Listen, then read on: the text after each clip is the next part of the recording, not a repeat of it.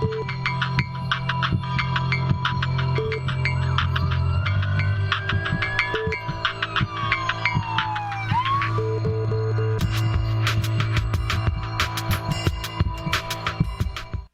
buenas tardes, amigos de Salud TV, y bienvenidos a su programa. Estamos en el martes 5 de mayo y les comento, el primer martes del mes de mayo de cada año se celebra el Día Mundial del Asma Bronquial, y precisamente ese es el tema que vamos a estar tratando este día.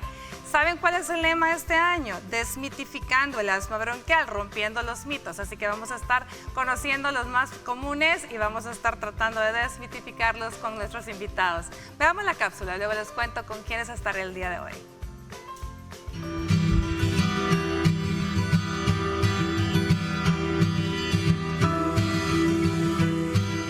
Este día, en tu programa Salud TV, estaremos conversando con nuestros especialistas sobre el asma. Te comento que es una enfermedad crónica que provoca que las vías respiratorias de los pulmones se hinchen y se estrechen. Esto hace que se presente dificultad para respirar, como sibilancias o silbidos a la hora de respirar, falta de aliento o presión en el pecho y tos. Los síntomas de asma pueden ser provocados por la inhalación de sustancias llamadas alérgenos o desencadenantes, o también por otras causas. Algunos causantes que pueden provocar el asma son animales, por ejemplo, la caspa o el pelaje de mascotas, ácaros del polvo, cambios en el clima, con mayor frecuencia, clima frío, químicos en el aire o en alimentos, actividad física, moho, polen, infecciones respiratorias como el resfriado común, emociones fuertes, por ejemplo, el estrés, y también el humo del tabaco. Las sustancias que se encuentran en algunos lugares de trabajo también pueden desencadenar los síntomas de asma, lo que lleva al asma ocupacional. Los desencadenantes más comunes son el polvo de la madera, el polvo de los granos, la caspa animal, los hongos o los químicos. Muchas personas con asma tienen antecedentes personales o familiares de alergias. Y en nuestro programa vamos a conocer un poco más del tema. Te invitamos a seguir en sintonía de Salud TV, tu doctor en casa.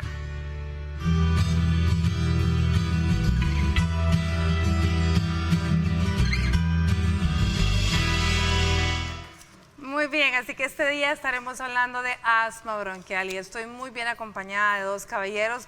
Vamos a hablar del asma bronquial en niños y el asma bronquial en los adultos. Así que tengo conmigo por el orden, vamos a presentar primero al doctor Boris Salguero, neumólogo pediatra. ¿Qué tal, Boris? ¿Cómo estamos? ¿Qué tal, Elisa? Pues muy bien, muchas gracias por la invitación. Mira qué importante tema vamos a discutir el día de ahora, y sobre todo en el contexto pues del Día Mundial del Asma, para ¿qué más? Pues para hacer conciencia sobre este tema tan importante, y sobre todo que muchas veces pasa desapercibido. Así que esperemos que este programa sea de mucha utilidad, no tengo duda. Excelente, Boris, muchísimas gracias de verdad por estar con nosotros. Y teníamos, no puedo decir días ni meses, eran años de no contar con la presencia de un amigo de Salud TV también, el doctor Alberto Flores Molina, neumólogo. ¿Cómo estamos, doctor? Bueno, muchas gracias, contento nuevamente de estar en este programa y, ¿por qué no?, hablando de un tema muy interesante como es el asma, y en este día que celebramos el combate o el informar hacia la gente, hacia el televidente acerca de esta enfermedad. Es decir, es un día que no podemos decir se celebra, sino que es que se conmemora, se recuerda, se deja claro, ¿verdad?, que el asma bronquial existe, que definitivamente sigue presente, de las enfermedades que no se quitan de moda, ¿verdad?, y que es importante diagnosticarlo para poderlo manejar adecuadamente. Bueno, el doctor Molina nos cuenta que el lema es precisamente ese, ¿no?, rompiendo los mitos acerca del asma bronquial. Y el primero de ellos es que solo le da a los niños. Entonces ya sabemos que no solo le da a los niños, pero comencemos hablando un poquito cómo es la cuestión, a qué edades comienza, Boris, en los niños, cómo se diagnostica, en fin. Sí, bueno, esa es una pregunta realmente bastante importante y difícil, porque realmente el asma es una condición crónica. Eso es lo primero que tenemos que saber. Es una condición, en su definición, es una condición crónica, por tanto, no es como una infección a la que con un antibiótico yo puedo combatir y curar en 7 días. Entonces es una condición crónica que nos va a acompañar el resto de la vida, y en función de la causa del asma podría tener pues una cura o no. En muchas ocasiones el asma no se puede curar, pero se puede controlar de manera que podemos mejorar la calidad de vida de los niños. Con tu pregunta acerca de cuándo se diagnostica o cuándo aparece, pues puede aparecer en cualquier momento de la vida. Incluso en los niños con tan solo meses de edad, a pesar de no poder contar con pruebas objetivas que podamos hacer, me refiero a pruebas de función pulmonar que podamos hacer a esta edad, porque los niños no colaboran mucho a esta edad, pero sí podemos sospechar la enfermedad en base a diferentes parámetros que nosotros vamos a medir en la consulta a través de la historia que la madre nos va a contar, y sobre todo de que son preguntas dirigidas que vamos a hacer el médico a los padres de familia y que le van a permitir al padre pues poder detectar estas cosas. Pueden diagnosticarse asma en niños de tan solo meses de edad, en niños preescolares de 2 a 5 años o incluso ya más adelante en la adolescencia. Muy interesante. Ahora bien, doctor Alberto, es una condición, ¿verdad? Ya nos explicó Boris, y es una condición que necesariamente es alérgica o qué es, porque ya sabemos, pero podemos repetirlo, en qué consiste esa condición. Es que un espasmo de los bronquios, ¿no? Pero hablemos un poquito más. Bueno, empezar por lo que decía la cápsula, es una enfermedad crónica, ya se habló, donde lo que principalmente predomina es una inflamación de la vía aérea, la cual pues puede presentarse, y cuando se presenta ahí están los signos típicos, que es la falta de aire, esa dificultad para respirar, lo que le llaman cariñosamente el silbido o gatos, así dicen los pacientes, y algunos pues chillido de gato, algunos solo van a presentar pues tos, eso es lo único, ¿verdad? Tos. Sí. Mire, muy interesante, ese es otro mito, porque realmente cualquiera podría decirle, no hombre, si lo que tiene es tos, o sea, el asma no es así, porque con el asma chilla el pecho, pero usted nos está diciendo que los asmáticos pueden solamente presentarse con tos. Claro. Ahora, con lo que usted me pregunta, ¿puede estar relacionado solo a alergias? Realmente ahora los que estudian asma ven que hay varios tipos que le vamos a llamar fenotipos, ¿verdad? Entonces, pueden existir los que están con alergias y están también relacionados a problemas de la piel, como son eczemas, o pueden tener problemas nasales, rinitis alérgica, y pueden estar los que no lo tienen también, ¿verdad? Está también otros tipos de asma, como puede ser el asma, como había dicho, de la labor que puede desarrollar la persona, ¿verdad? Asma ocupacional. Pueden haber otros, como el asma al ejercicio, por ejemplo, que hay personas que cuando hacen ejercicio se cansan, ¿verdad? Entonces, esa es parte de la historia clínica de nosotros, porque cuando nosotros realizamos las pruebas en estos pacientes, generalmente no encontramos nada. Pero si hacemos una prueba en donde vamos a provocar que realice un ejercicio o una actividad, entonces el paciente presenta esos sibilancias y esos síntomas. Bueno, ese sería, como usted acaba de mencionar, hay algunos que desencadenan las crisis asmáticas al hacer ejercicio, y es interesante porque tal vez hay otras condiciones en que este mismo asmático no las desencadena, y ese es otro mito. ¿El paciente asmático, o sea, el niño adulto, puede hacer ejercicio por eso? Sí, de hecho, esa es una excelente pregunta. Los pacientes asmáticos, y en lo que respecta a mí, especialmente en los niños, son niños que deben de hacer ejercicio. Esos niños, de las metas de tratamiento es que los niños lleven su calidad de vida a la calidad de vida que tiene, por otra parte, un niño completamente sano. Es decir, muchas veces hemos encontrado que tal vez se le ha recomendado a la madre, ya sea médico o una persona que no es relacionada con la salud, que no puede hacer ejercicio, y que el niño, por tanto, pues no puede pertenecer a un equipo de fútbol, no puede pertenecer a un equipo de básquetbol, no hace deporte. Incluso los padres restringen la salida de los niños, incluso al parque, y es no corras porque te va a dar la tos. Entonces, estamos hablando de una restricción muy importante, porque un niño pues tiene que hacer eso, un niño, y todo lo que un niño tiene que hacer, y es jugar y es correr. Si le decimos al niño no corra, le estamos quitando el 80% de su actividad diaria. Por tanto, el control, el diagnóstico de esta condición debe de hacerse lo más temprano posible, para que el niño pueda desarrollarse completamente y plenamente, hacer los ejercicios que quiera, incluido la natación, incluido el correr. De hecho, conocemos que hay atletas que son atletas de alto rendimiento, que han ganado y que son líderes en sus ramas y que son asmáticos, bien controlados.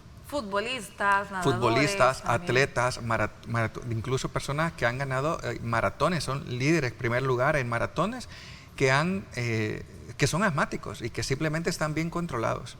Es decir, el asma hoy en día no representa una condición que te deba limitar la condición de vida. El asma es una condición que se debe de controlar y cuando está controlada al 100%, garantiza una plena calidad de vida hoy en día. Mire, de verdad que qué bonito escucharlo, porque sí, o sea, uno veía hasta en las películas que el niño asmático, el pobrecito allá, ¿verdad?, aislado de todas las actividades. En cambio ahora pues eso ha ido cambiando. Y bueno, quiero complementarte, Lisa, con eso que tú estás hablando de las películas y todo esto, que realmente muchos padres yo veo que a veces se sorprenden con el diagnóstico de asma, porque usualmente tendemos a tenerle miedo al diagnóstico de asma, pero realmente el asma no es algo que nos va a tener que limitar y cuando se controla bien, el niño permanece sin síntomas. Pero no es aquel niño asmático solamente el que se ahoga cuando hace ejercicio, como ya decía mi colega aquí también. Es decir, el asma puede ser solamente el niño, se puede diagnosticar en el niño en el que sus resfriados, por ejemplo, duran 15 días, no solamente duran 3 días, en el que cuando es un resfriado, por otra parte, en un niño sano, tiene solamente mucosidad nasal, un poquito de tos, un poco de gripe, llamémosle así, pero en el niño asmático probablemente ese complejo de síntomas se va a terminar complicando con tos nocturna, ataque de tos, un poquito de chillido de pecho, cansancio, respiración agitada. Entonces, ahí es donde nosotros podemos diagnosticar este tipo de pacientes. O solamente teniendo tos nocturna o tos matutina por las mañanas. El niño que, por ejemplo, se ríe y tose. El niño que llora y tose. El niño que hace ejercicio y se cansa más rápido. Y te lo dicen los mismos niños, es que yo me canso antes, es que los demás corren más rápido. Entonces, así es como se hace el diagnóstico. Y como decía antes, si está bien controlado, si se sabe diagnosticar a tiempo, esos síntomas desaparecen con el tiempo. Mira qué bonito. Bueno, antes de irnos a la primera pausa, doctor Flores Molina, ¿es hereditaria? ¿El asma bronquial se hereda? ¿Qué tanto porcentaje se va por herencia?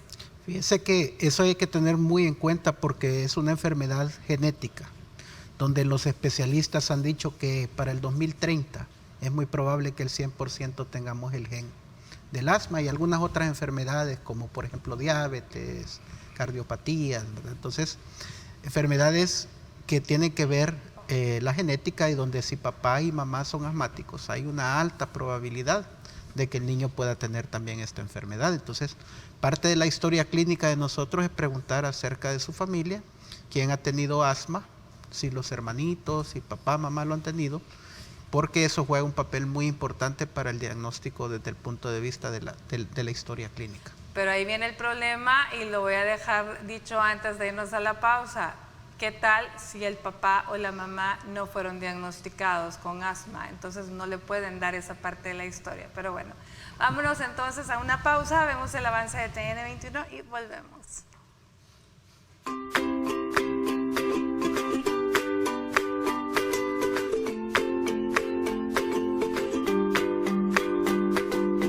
Estás viendo Salud TV.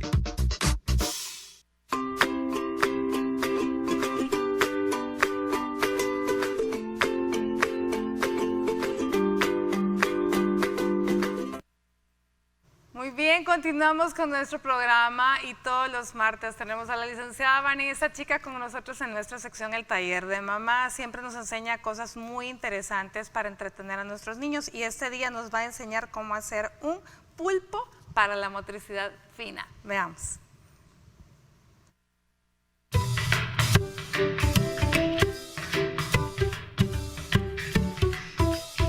Hola amigos de Salud TV, les saluda Vanessa Chica, terapeuta ocupacional infantil. Bienvenidos a una nueva edición de El Taller de Mamá. En esta oportunidad haremos un pulpito para la motricidad fina de la cara.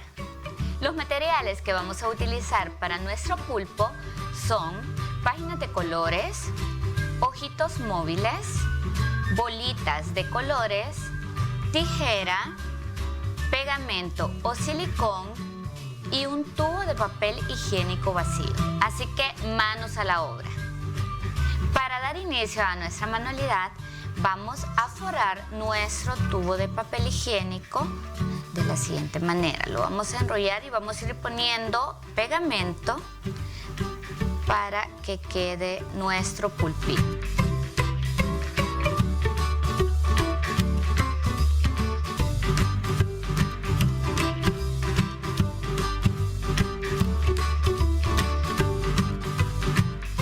Cuando ya tengamos forrado nuestro tubo de papel higiénico, vamos a cortar tiras de papel del color de nuestra preferencia o de la preferencia de nuestros niños. Recordemos que podemos hacer estas actividades junto a nuestros niños o darles la sorpresa de que ya se las hicimos nosotros. Entonces vamos a cortar de manera vertical nuestras páginas y vamos a hacer muchas tiras de papel. Cuando ya tengamos recortadas nuestras tiritas de papel, vamos a ir pegando una a una en la base de nuestro pulpo esas tiritas y por la parte interna.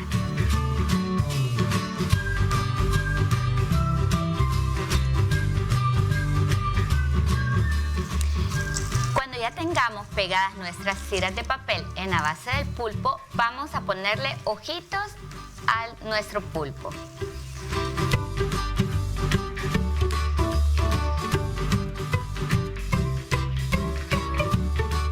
Hemos terminado nuestro pulpo, vamos a dar tiempo para que se sequen, pero mientras tanto les muestro uno que ya tenía acá terminado. Ese es nuestro pulpito para la motricidad fina. Y ahora preguntarán, ¿cómo se ocupa? Vamos a poner a nuestros niños a soplar la parte superior de nuestro pulpo y tienen que hacer que todas esas tiras se muevan. Entonces todo eso les va a ayudar a la motricidad de los labios, de las mejillas y de toda la cara. Hemos llegado al final de esta linda actividad. Espero que lo practiquen en casa con sus niños y niñas. Y recuerden buscarnos en Salud TV y en Terakit en nuestras redes sociales. Soy Vanessa Chicas. Nos vemos en la próxima.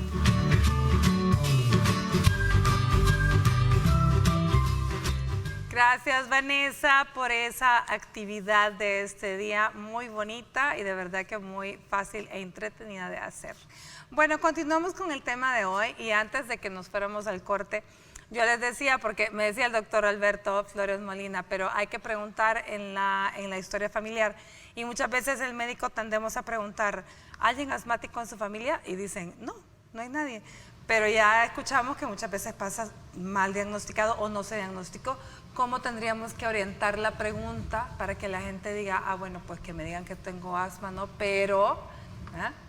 Pues sí que tienes razón, Elisa, porque cuando uno lo pregunta en el día a día en la clínica y dice, ¿usted tuvo asma? Y no asma. ¿Su esposa tuvo asma? No he tenido asma.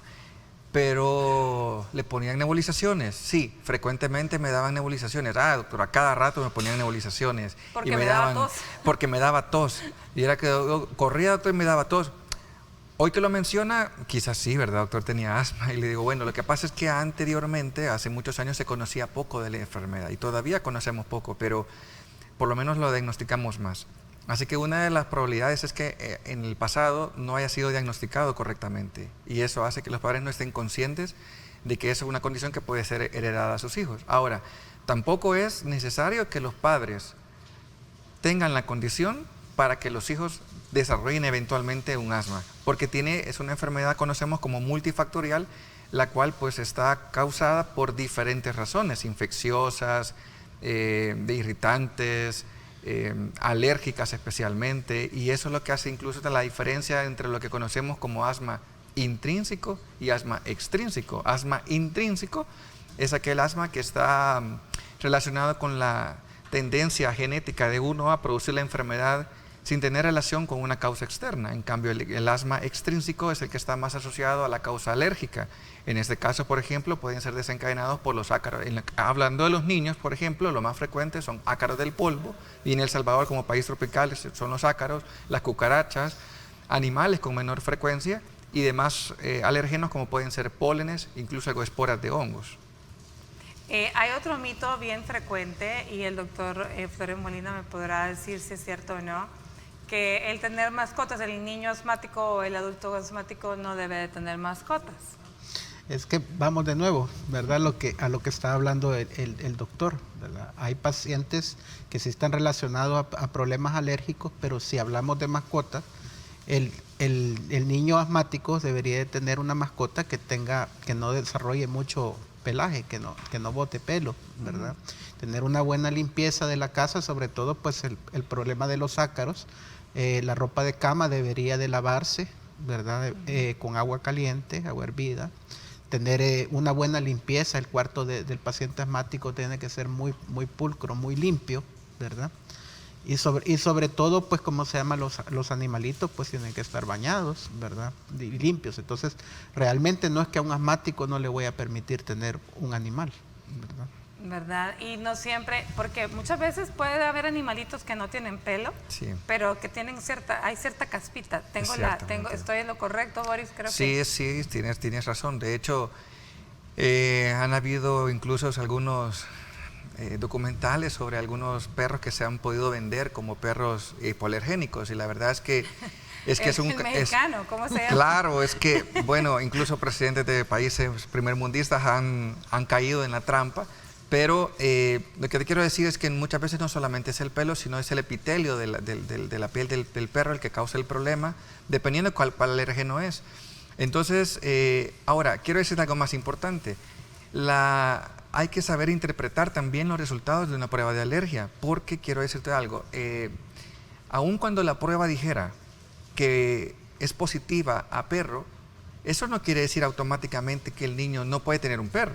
Aún teniendo la prueba positiva. La prueba positiva habla de sensibilización alergénica, más no alergia. El concepto de alergia se compone de prueba positiva más la relación que existe entre la causa y efecto, es decir, la relación que hay cuando yo me expongo al alergeno, tengo síntomas.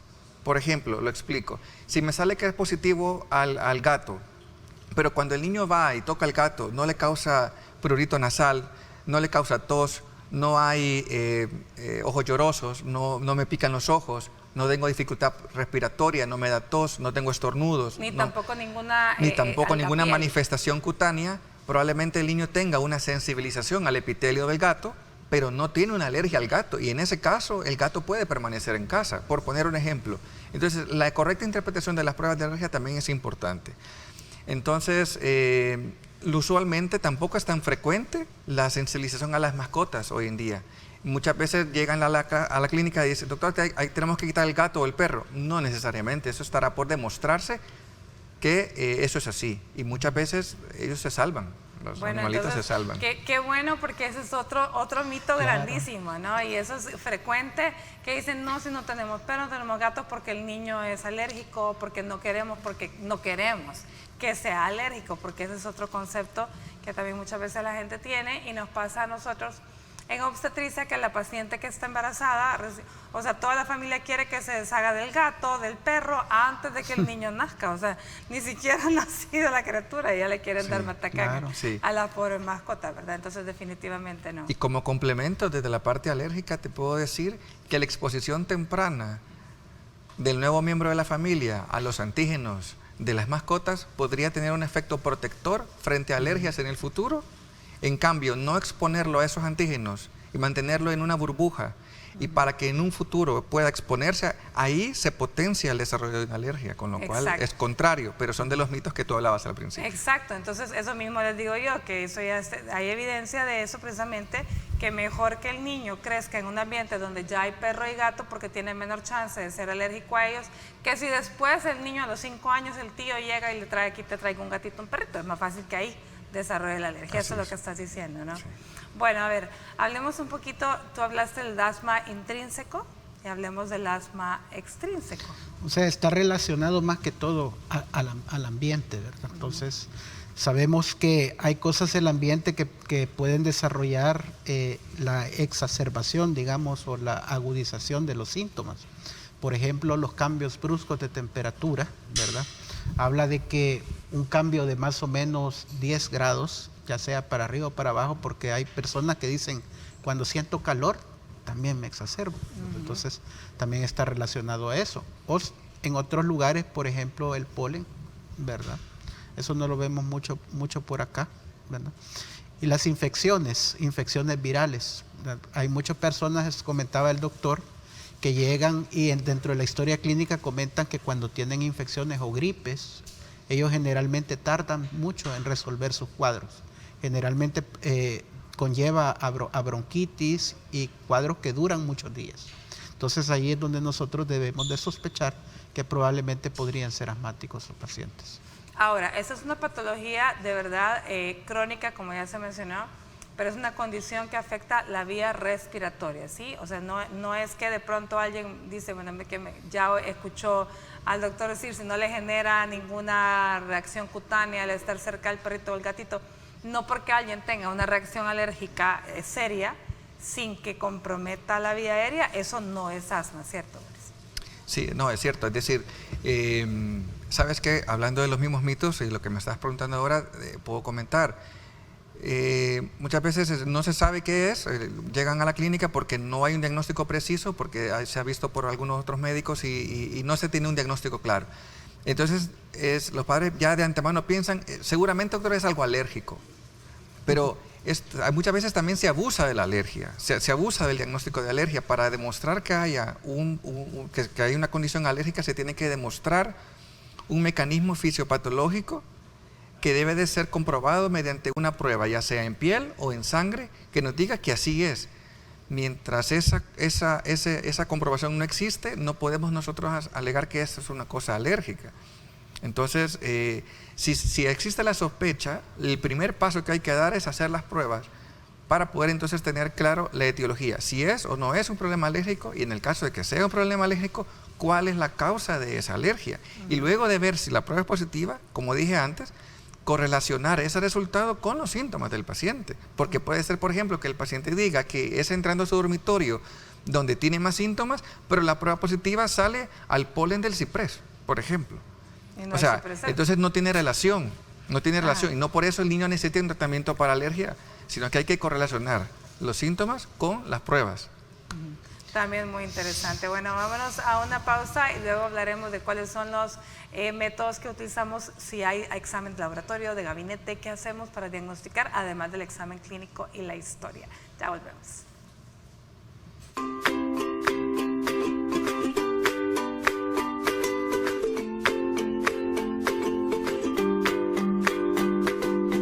Estás viendo Salud TV.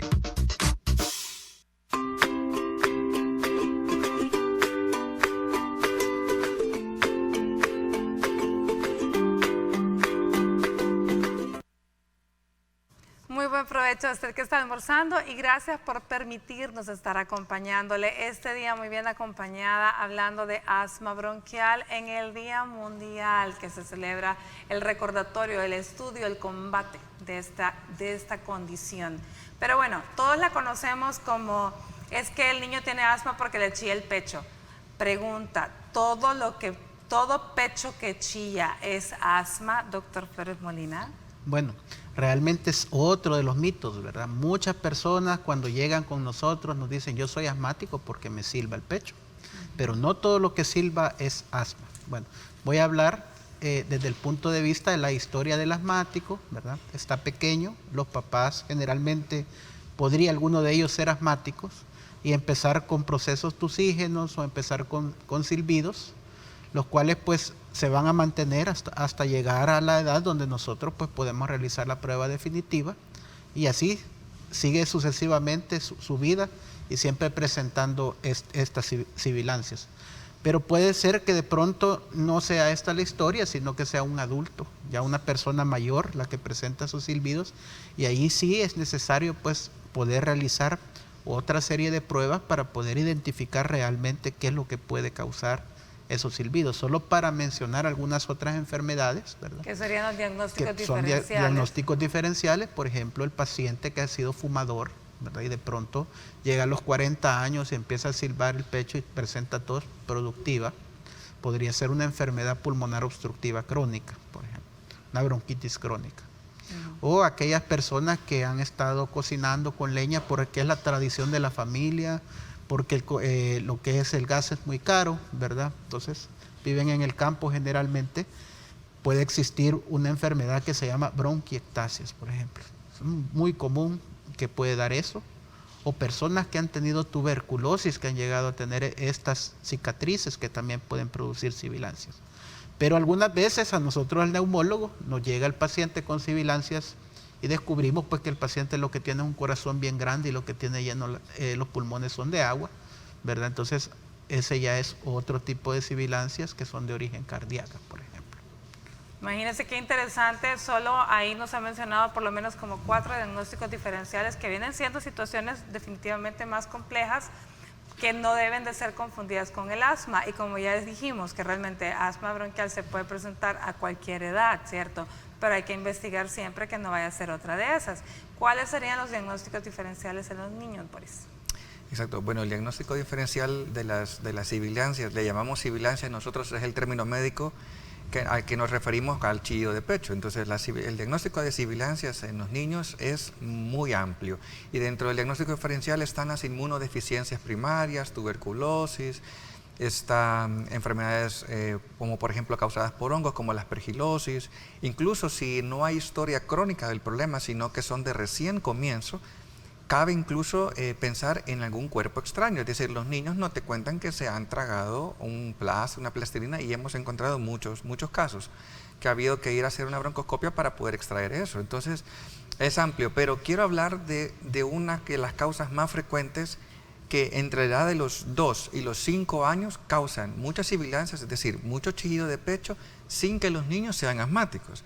Mira qué curioso, y es que hay un tipo de niños, hay un grupo de niños que tiene sibilancias, es decir, que tiene chillido de pecho, que están asociados a las infecciones virales. Es decir, tengo al niño A, le da gripe, pero solo tiene mucosidad nasal, estornudos. Pero al niño B le da la misma gripe, pero a él le chilla el pecho. Pero no tiene chillido de pecho entre una gripe y la otra gripe. O sea que si solo tiene 2 gripes al año, solo le chilla el pecho 2 veces al año. O en alguno de esos episodios. Entonces esas se conocen como sibilancias asociadas a infecciones virales, y aunque entre la edad de los 2 a los 5 años estos pacientes tienen un tipo de broncoespasmo y un tipo de inflamación en sus bronquios y por tanto les va a chillar el pecho, no por eso quiere decir que sean asmáticos. Y por eso la consulta es necesaria, porque ahí podemos diferenciar el niño asmático del que no es asmático. El tratamiento no es el mismo, así que no todo lo que chilla en el niño es asma. Muy bien, interesante. Entonces, porque vamos a hablar, solo quiero preguntarle algo al doctor Molina, pero ya quiero hablar cómo vamos a hacer entonces finalmente el diagnóstico, porque ya no suena tan fácil. No. Doctor Molina, ¿qué pasa con el estrés, la enfermedad del siglo, no? ¿Es el estrés un factor predisponente de pronto para que me desencadene una crisis asmática en alguien ya diagnosticado? ¿O puede el estrés bien producir un asma de primera vez en un adulto? Fíjese que parece mentira, pero ahí vemos en la televisión, ¿verdad? Alguien que le dieron una mala noticia y empieza de pronto cansado. Ajá. Entonces, el asma, hay ciertos sí, pero normalmente uno dice, le dio crisis de ansiedad por la mala noticia, ¿no? Ciertos fenotipos ahí que sí podrían reaccionar, ¿verdad? A eso, y tiene que ver con nuestro sistema nervioso autónomo, ¿verdad? Que empieza a desarrollar en ese momento por estrés. Y el paciente asmático usted lo va a reconocer cuando llega a la emergencia, porque llega muy ansioso, muy sofocado, porque siente que se está ahogando, pero también así, cuando nosotros le damos el tratamiento, mágicamente de pronto el paciente pues ya está bastante bien y ya más tranquilo. Entonces hay una área de nosotros en la rehabilitación pulmonar que le enseña al paciente asmático, ¿verdad?, a cómo afrontar las crisis y cómo comportarse en ese momento. Y sí, realmente no es un mito de que en ciertos tipos de asmáticos las malas noticias, el estrés y todo eso puede exacerbarlos. Bueno, por lo tanto, eso sí no es mito. Miren, el estrés sí puede desencadenarnos. Bueno, entonces voy regresando.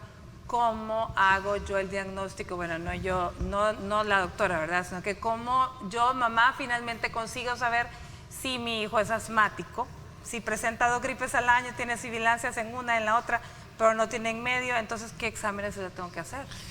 Sí, bueno, esta es una de las preguntas del siglo, ¿no? Es un reto todavía, incluso para la comunidad científica, de los neumólogos en el mundo que se dedican a investigar esta condición. ¿Por qué lo digo? Conocemos que las pruebas de función pulmonar son las pruebas que nosotros realizamos para poder hacer un diagnóstico definitivo de asma. O sea, se puede comprobar mediante un aparato que se llama inspirómetro soplando con una gran velocidad en una maniobra de expiración forzada para poder ver el flujo que emana en los bronquios, y esta es una medición indirecta de qué tanta inflamación hay en los bronquios, qué tan grado de hiperreactividad puede haber. Pero esto es una prueba que podemos hacer en los niños arriba de los 5 años, incluso con destreza, en algún niño colaborador, podemos hacerlo incluso de 3 a 4 años. Pero hay niños, también hay que decirlo, de 7 años que todavía no pueden hacer bien una prueba de estas. Entonces el diagnóstico no se puede comprobar. Sin embargo, esto no es un impedimento para que no podamos hacer un diagnóstico. De hecho, en países primermundistas, el diagnóstico, y en todo el mundo, el diagnóstico de asma, incluso en los niños pequeños, me refiero a niños de meses, o incluso apenas 1 año, 2 años, 3 años, debe de hacerse en base a la historia clínica. Por tanto, tú no esperas que los padres te digan cuáles son los síntomas. Muchas veces los niños crecen bien, ganan peso y talla bien, los niños juegan, los niños comen bien, y por eso cualquiera pensaría que es un niño sano.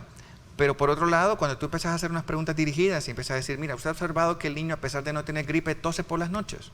Sí, yo escucho que el niño tose por las noches, a veces algún ataque de tos, a 1, 3 de la mañana, o se levanta tosiendo y tose 5 veces o 5 días a la semana. El niño cuando llora hemos visto que tose, y por eso le digo a la hermanita que no lo haga llorar, porque si llora se pone a toser y hasta vomita de la tos. Esto es bien frecuente. Entonces, tos con el llanto, tos con la risa. Si corre, se cansa, o si se agita, por la noche está tosiendo. Ese es otro de los factores importantes. En algún momento que ha tenido alguna infección viral o bacteriana, que tenga un proceso respiratorio, tanto una sinusitis, un problema sinobronquial, una bronquitis aguda, incluso un catarro, puede notar que el pecho chilla, o puede que el pecho hace un ruido. El COVID, por ejemplo, incluso la misma enfermedad de moda. Entonces, todas estas condiciones nos van haciendo, la duración, o sea, eso es otra de las cosas que los papás continuamente acusan. Le dio gripe, pero tarda 15 días, pasa 3 semanas tosiendo. Y otra cosa importante, termina el proceso actual de 3 semanas de tos, pasan 3, 4 días bien y vuelve otra vez a estar enfermo otra vez. Entonces, es común escuchar en estos pacientes que no están diagnosticados el uso frecuente de antibióticos, el uso frecuente de medicamentos para gripe, es frecuente utilizar corticoides o esteroides tomados, es frecuente que les hagan exploraciones, exámenes, y la verdad es que el diagnóstico de asma en esta edad es clínico, es en base a la historia. No hay un examen de sangre, no hay una radiografía de tórax, no hay otra prueba que nos pueda comprobar. Queda suscrito a la pericia del médico experto en poder detectar este problema con anterioridad. Y cuando tú lo haces y das tratamiento, los papás están muy sorprendidos de que en tan corto tiempo el niño ha mejorado muchísimo su calidad de vida. Los costos económicos mensual de la condición del niño se ha visto reducida al mínimo cuando tú tienes un buen control. Por eso el diagnóstico es clínico, en los niños es clínico. Pues claro, no hay y además prueba. les mejora la calidad de vida. Es un niño que tose todas las noches, que se despierta tosiendo, lo que hablábamos. Que bueno, y ahí hay otra de las enfermedades que siempre hay que descartar, que son los famosos reflujos gastroesofágicos, me imagino, ¿no? Hay mucha patología respiratoria a causa de problemas de reflujo, y es común para el gastroenterólogo pediatra que encuentre pacientes que son que son neumológicos y por tanto los refiere al neumólogo, y también a los neumólogos nos toca ver muchos niños que llega y realmente tienes que aclarar que no es un problema respiratorio, sino que es un problema originado por un reflujo gastroesofágico, y Así hay que referirlo es con el gastroenterólogo. Es las que hay que tomar en cuenta, ¿no? ¿Qué pasa con el diagnóstico del adulto? Si no lo diagnosticaron de niño, ¿cómo diagnosticamos al adulto? Generalmente por lo que dice el colega, ¿verdad? A veces el niño no colabora. Generalmente nosotros en adultos tomamos que los niños de 10 años son los que mejor nos van a colaborar, ¿verdad? Y incluso a veces es difícil en este tipo de pacientes poder hacer la espirometría. Y pues cuando llega a esa edad nosotros realizamos ese estudio que ya habían hablado, que es una serie de curvas donde vemos volúmenes, ¿verdad? Y podemos determinar por el tipo de curvas y los parámetros si es o no es asmático. O sea, que ahí sí aplica la espirometría más Pero, fácilmente. ahí viene el pero. ¿Qué hacer con una espirometría que es negativa y todavía seguimos pensando pues que el paciente es asmático? Porque la espirometría es como, a veces puede ser como una fotografía. El momento que está pasando el paciente, así como la clínica que le dice a veces el paciente, mire, a mí me silba el pecho, yo vengo, lo ausculto, no escucho nada, pero eso no significa que en la noche no puede tener esto. Entonces, ahí vienen otros tipos de pruebas que nosotros podemos realizar para poder determinar si el paciente es o no es asmático. Es o no asmático. Sí. Muy bien. Bueno, vámonos a una pausa y en el siguiente bloque respondemos sus preguntas.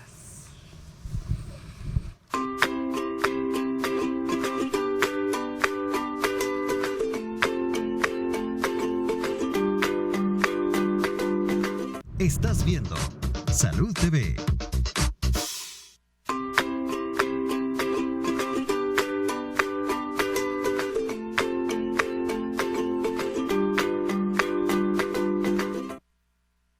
Estamos con el doctor Boris Salguero y el doctor Alberto Flores Molina, ambos neumólogos, el doctor Salguero, neumólogo pediatra, y estamos hablando de asma bronquial, así que vamos a aprovechar para responder las preguntas que ustedes nos han enviado. Veamos la primera de ellas. Nos dice, buenas tardes, Salud TV, mi nombre es Araí, tengo una niña de 10 años que desde muy pequeña me la diagnosticaron con asma. Ahora está asistiendo a la escuela y está usando mucho la mascarilla. Mi pregunta es si esto le podría complicar la enfermedad. Mire, qué bonita pregunta, de verdad. Vamos a ver, Boris. Sí, es una buena pregunta. Quiero decirle que si su condición ha sido superada en función de la causa, pues no tendría ningún problema. Y aunque su condición no haya sido superada y esté aún con tratamiento, la mascarilla no debe de ofrecerle una complicación, ¿no? Eso no está dicho, no está estudiado que sea así que ella puede usar su mascarilla con normalidad y le va a ofrecer una resistencia o una molestia, digámoslo así, igual que la puede tener otro paciente, ¿verdad? A no ser que su condición no estuviera controlada. Es que yo creo, Boris, que el concepto viene que la señora piensa que es de afuera, que la niña no va a poder respirar por la mascarilla, ¿no? Pero sí, recordemos que el asma bronquial es una condición de inflamación de la vía aérea, o sea, la niña es muy diferente, ¿no? Pero fíjese algo muy interesante que dicen las guías de asma global que hay este año, que han disminuido las exacerbaciones de los asmáticos con la pandemia. Contrario a lo que todo el mundo pensaría, que estarían más exacerbados y más agudizados, el uso de mascarilla, el hecho de que se lavan las manos y se protegen más han hecho que han disminuido esto.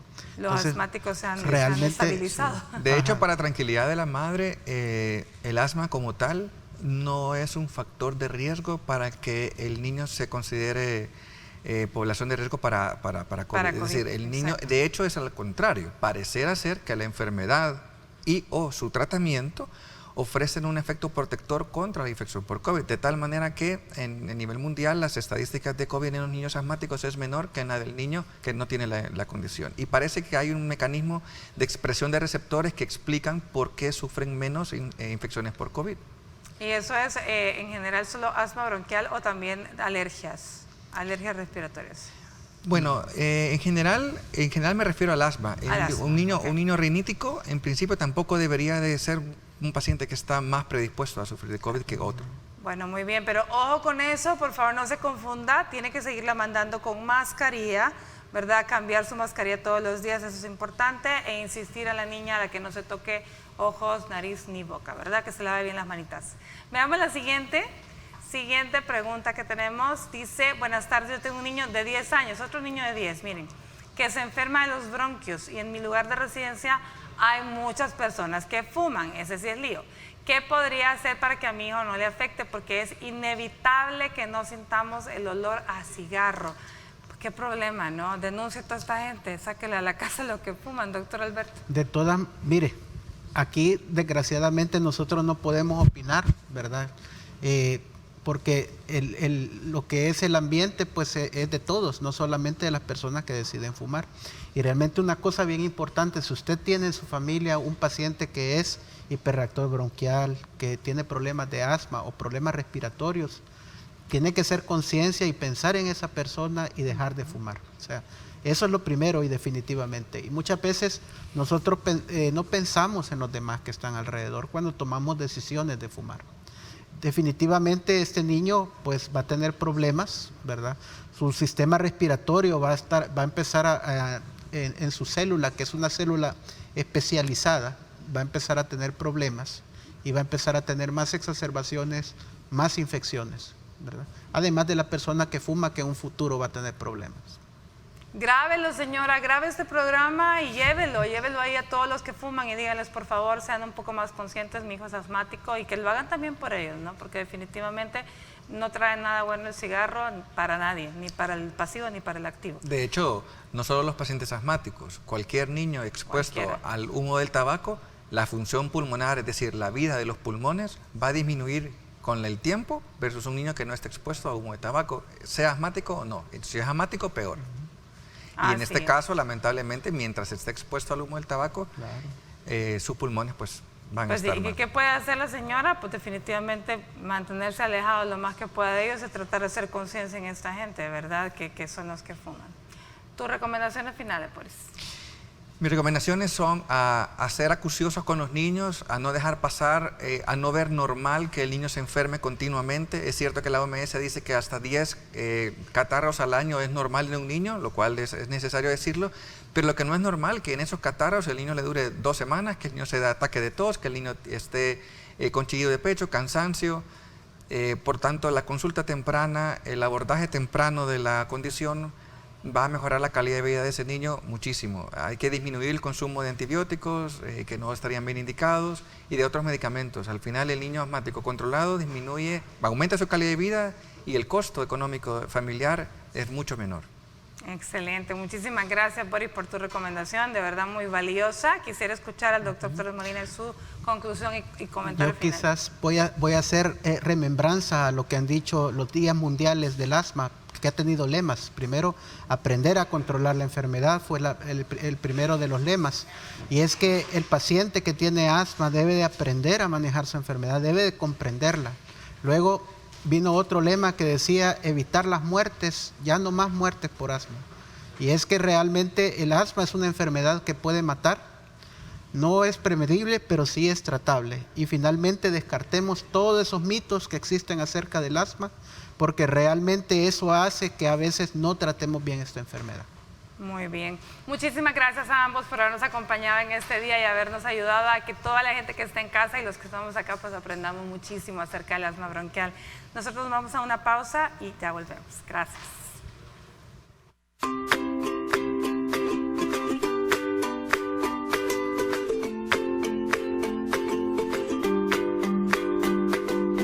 Estás viendo Salud TV.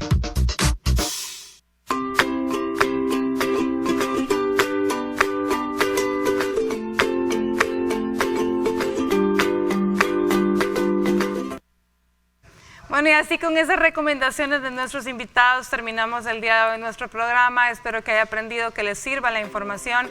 El asma bronquial no es un juego, tenemos que aprender a controlarlo, pero para eso hay que diagnosticarlo tempranamente. Así que muchísimas gracias por habernos acompañado. Se quedan con William Aguilar en esa edición de TN21 al mediodía. El día de mañana hablaremos de acné, así que no se lo pierdan. Por hoy, disfruta su martes. Que Dios los bendiga.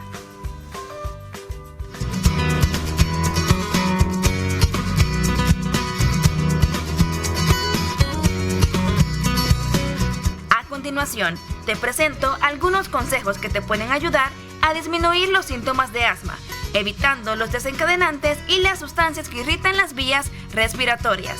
Cubra las camas con fundas a prueba de alergias para reducir la exposición a los ácaros del polvo. Quite los tapetes de las alcobas y aspire regularmente. Usa solo detergentes y materiales de limpieza sin fragancia en el hogar. Mantenga la casa limpia y conserve los alimentos en recipientes y fuera de los dormitorios. Esto ayudará a reducir la probabilidad de cucarachas. Si una persona es alérgica a un animal que no se puede sacar de la casa, este debe mantenerse fuera de la alcoba. Elimine de la casa el humo del tabaco.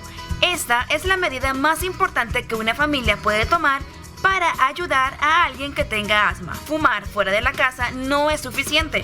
Los miembros de la familia y los visitantes que fuman afuera transportan residuos del humo de tabaco hacia adentro en sus ropas y cabello. Esto puede desencadenar síntomas de asma.